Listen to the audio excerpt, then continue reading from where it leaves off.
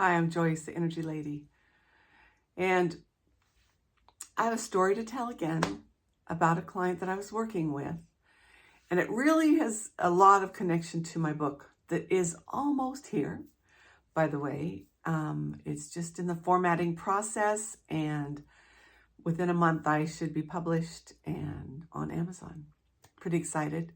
The title of my book is Stuck, a love story unraveling your resistance to heal. And the reason I call it a love story is because we are in love with our stories. We are in love with our victimhood, and we don't want to let it go because it's gotten us to where we are.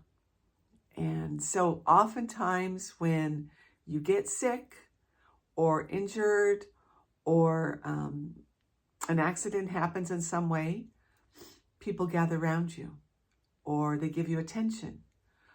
And if that happens often enough, it almost becomes like the child who called wolf.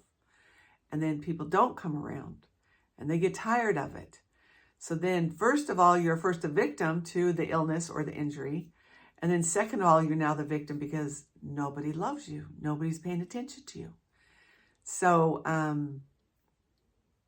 one of the things I find so often is that when people are not stepping into their gifts, the gifts you've been given to use here on this planet, and don't tell me you don't have gifts, because you do. You've just hidden them and you've ran from them and you're afraid to use them. And one of the perfect examples came right out of the mouth of one of my clients the other day when I was talking to her about stepping into her gifts and using their gifts. And she's a very gifted woman and has multiple gifts.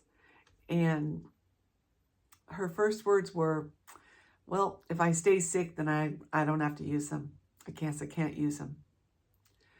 And I said, bingo, that's exactly right. Exactly right.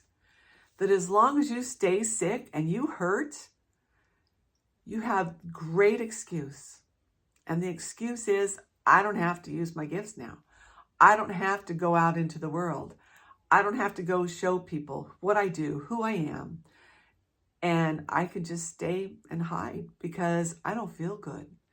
And I feel, in fact, really rotten. And it's really hard for me to even move because I'm in so much pain. And I said, that's exactly right. You are running from sharing your gifts and being who you're here on the planet to be. And when that is the case, recognize yourself if you're in that position at all. I work with a lot of people with different ailments. And if you're in that position where you're sick and you can't move at all and you can't do anything, start asking yourself, what is it I'm avoiding? What is it I don't want to do? What is it I am afraid to do? So many people are afraid to be seen. So many people are afraid to be out in the public. But everyone's gifts does not mean you have to be seen and out in the public. It means you just need to use it. Now, those gifts could be gifts of kindness. Maybe it's just you're going to go share a smile with somebody. Maybe it means you're going to share a meal with somebody. Maybe it means you're going to drive down Main Street and hand out $1 to every homeless person on the street. I don't care, whatever that is. You need to explore and find out what it is that gift is that you're not sharing, because your body will stay sick as long as you refuse to step into that. So that's a main preface of my book coming up. So many people say, I am stuck. And when I hear those words, I say, are you really? You got into this office.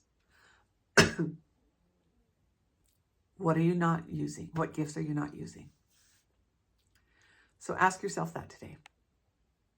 Have a great one.